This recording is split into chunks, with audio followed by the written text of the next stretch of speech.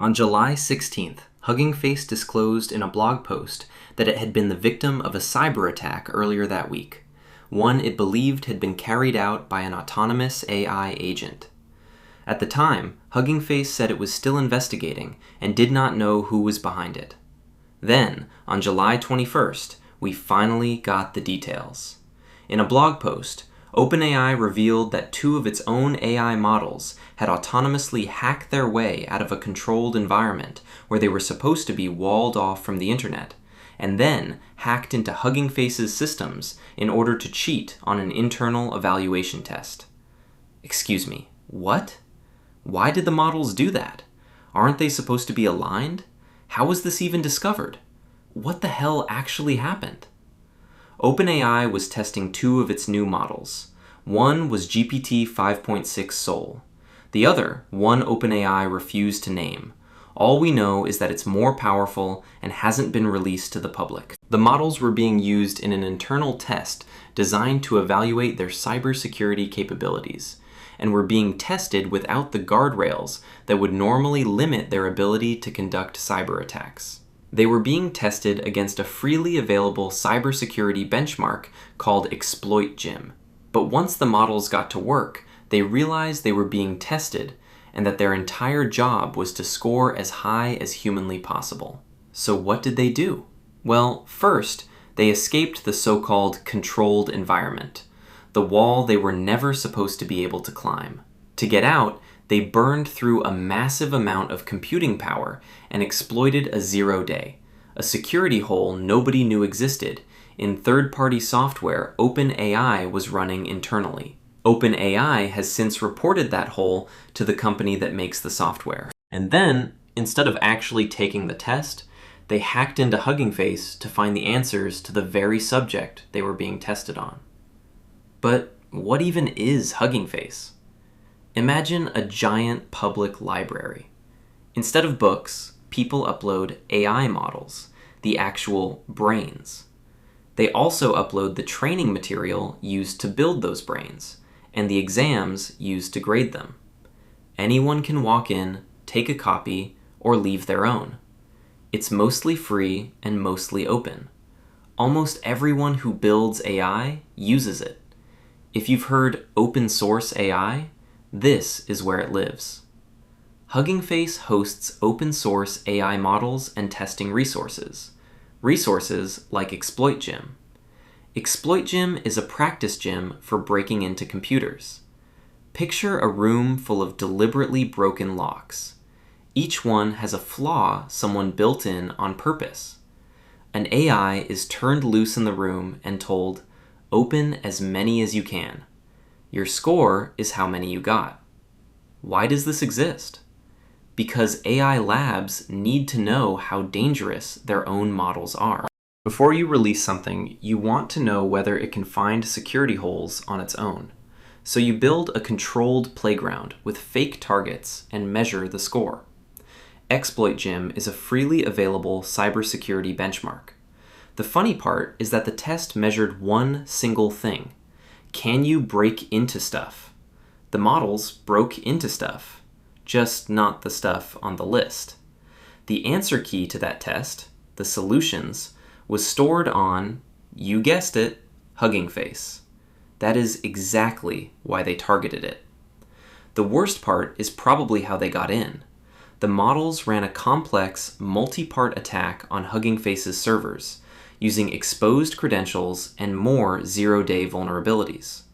According to OpenAI, the models linked together weaknesses across both OpenAI's own research systems and Hugging Face's live infrastructure, and pulled the test solutions straight out of Hugging Face's production database, the beating heart of the company's systems. OpenAI described the whole thing as an unprecedented cyber incident involving state-of-the-art capabilities. So, is this it? The so-called aligned AI escaping a controlled environment in order to achieve its goal at any cost? Yes and no. First of all, the safety brakes were deliberately switched off. OpenAI said the models were being tested without the guardrails that would normally limit their ability to conduct cyber attacks. This is not a gotcha. It's standard practice. You can't measure how hard a boxer punches while his hands are tied. To find out what a model is capable of at its worst, you test the version with the restraints removed.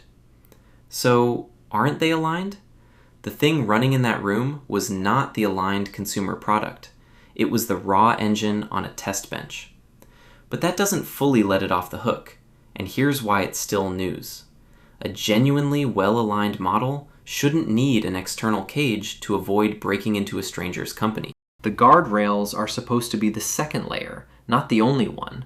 The first layer failed. Second, alignment is a habit, not a wall. There is no line of code that says, if hacking, then stop. Alignment is training. You shape the model's tendencies with millions of examples until don't do bad things becomes its default reflex. Reflexes are strong. They're not physics. Push hard enough in one direction and a habit bends. That's what aligned actually means. Usually behaves well, not cannot behave badly. Third, it did exactly what it was told. That's the problem.